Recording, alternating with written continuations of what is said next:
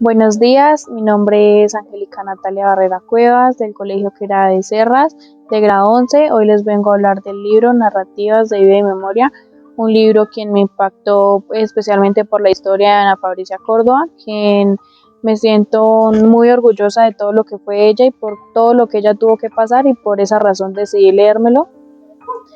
Este libro empieza con un prólogo que lo escribió Juan Carlos Moyano. Nos empieza hablando sobre lo que más hace Colombia, el olvido hacia nuestras víctimas.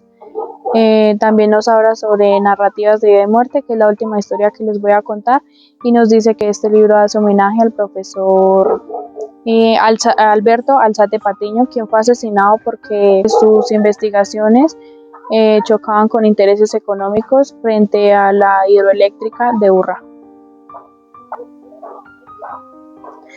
La primera historia nos habla de Ana Fabricia Córdoba, lo escribió Gustavo Vera. Nos empieza hablando sobre alrededor del mediodía llega la noticia de que mataron a la negra Ana Fabricia Córdoba Cabrera. La asesinaron en el interior de un microbús en el nororiente de Medellín. Ella se traslada para su casa en el barrio La Cruz. Esta mujer fue una guerrera. Ella dijo en vida que no le iban a lograr callar, y así fue, solamente la callaron con la muerte. A ella le mataron a su hijo de tan solo 13 años. Eh, Esto la llevó a denunciar en todos los escenarios posibles. Le asesinan a su segundo hijo el 7 de julio. Ella recibe una llamada por la mañana de su segundo hijo diciéndole que lo iban a asesinar, y así fue. Alrededor de las 11 de la mañana ella encuentra a su hijo en una cañada de la zona La Honda, asesinado.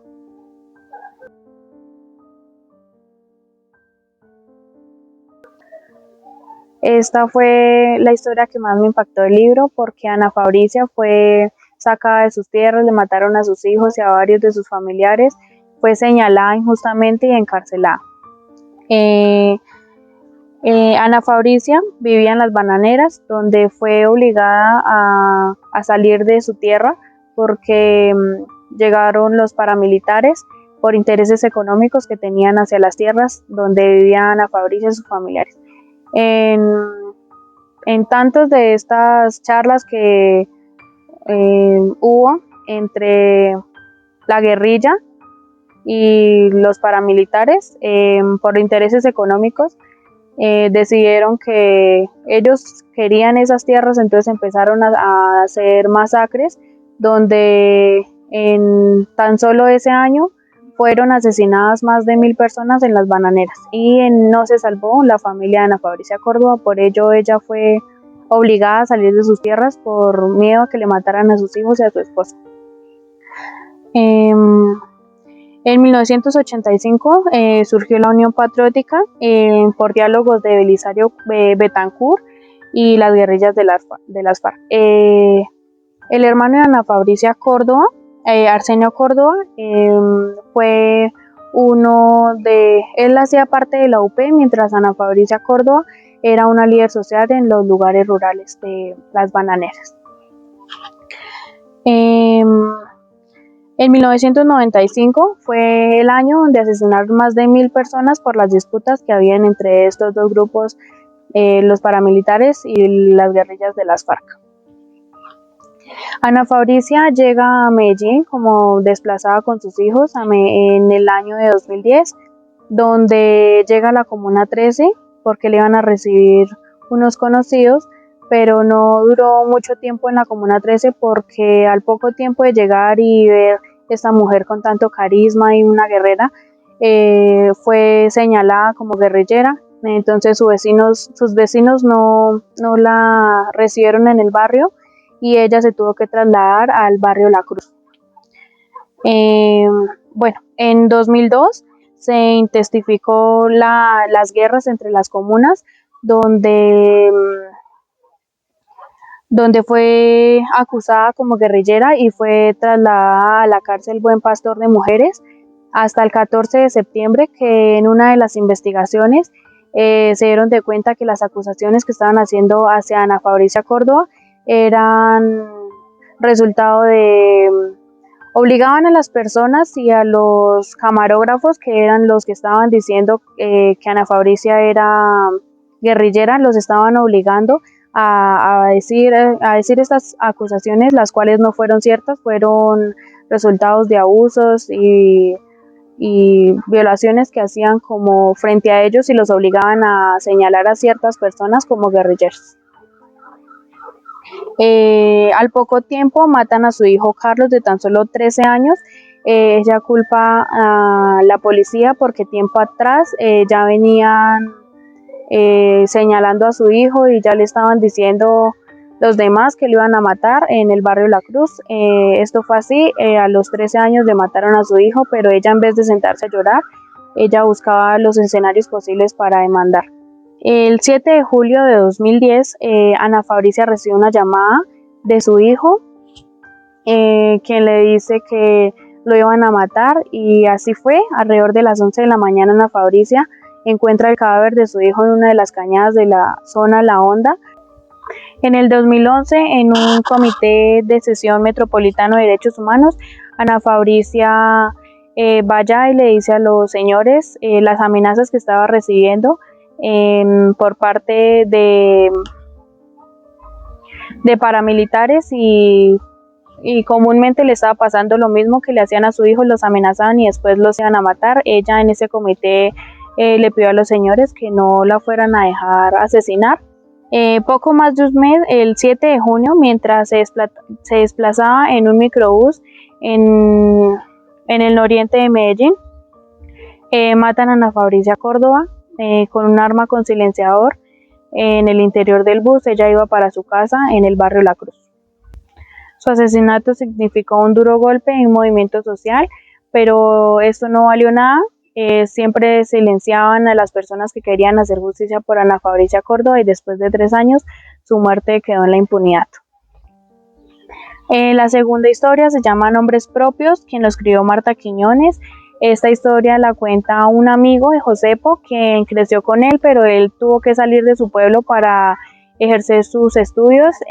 Al volver a su pueblo, llegó preguntando por Josepo, su mejor amigo de la infancia, quien le dijeron que él se había ido para el ejército, pero él no quedó conforme con esa respuesta. Entonces él empezó a investigar más y le dijeron que a él lo habían matado los paramilitares. O sea, él era taxista y los paramilitares se subieron al taxi y, al no quererle pagar y él hacer el reclamo, lo asesinaron. O sea, en ese tiempo valía más una carrera de taxi que una vida. Nos cuenta otra historia de Sandrina y Rafa, dos enamorados que de tan solo 15 años tuvieron un bebé. Nos empiezan a hablar sobre lo bonito que era su noviazgo, hasta que empezaron a encontrar cadáveres y asesinatos selectivos en el pueblo, y nadie podía decir nada porque tenían miedo a ser asesinados y desaparecidos. María, la memoria, el grito y la tierra, lo escribió Rocío González. Esto nos habla sobre San José de Guaviare. Esto también es de una pareja quienes trabajaban con la guerrilla. Ellos trabajaban abriendo caminos en la selva porque los guerrilleros llevaban extranjeros para el monte y ellos trabajaban abriendo esos caminos. En el primer embarazo de ella, perdió su bebé por violaciones y maltratos por parte de los milicianos, como le decían ellos a los guerrilleros. En su segundo embarazo fue lo mismo, por violaciones y maltratos por parte de ellos. Perdieron a su segundo bebé, quien cuando llevaron a ella al pueblo, al hospital, porque perdió su bebé, fue un aborto muy riesgoso donde ella podía morir. En ese momento ellos decidieron huir y no seguir trabajando con ellos, pero al llegar a su finca encontraron que los guerrilleros habían quemado y no les habían dejado un lugar donde vivir, los habían quemado y les habían destruido su casa porque ellos no querían seguir trabajando con ellos. La última historia, que es la que nos habla el prólogo, se llama Memoria de Vida y Muerte. Es donde este libro quiere hacer memoria el profesor Alberto Alzate Patiño. Esto empieza una mañana él dando sus clases normales, donde recibe una carta que lo van a entrevistar por sus investigaciones que él tenía sobre la hidroeléctrica de Urrá. Él muy emocionado porque por fin alguien más que sus estudiantes iba a saber sobre sus proyectos que él tenía sobre esta hidroeléctrica. Al otro día los estudiantes de la UPTC iban en un bus y ellos había un trancón y entonces ellos se bajaron a ver qué pasaba cuando dijeron que habían matado al profesor Alzate.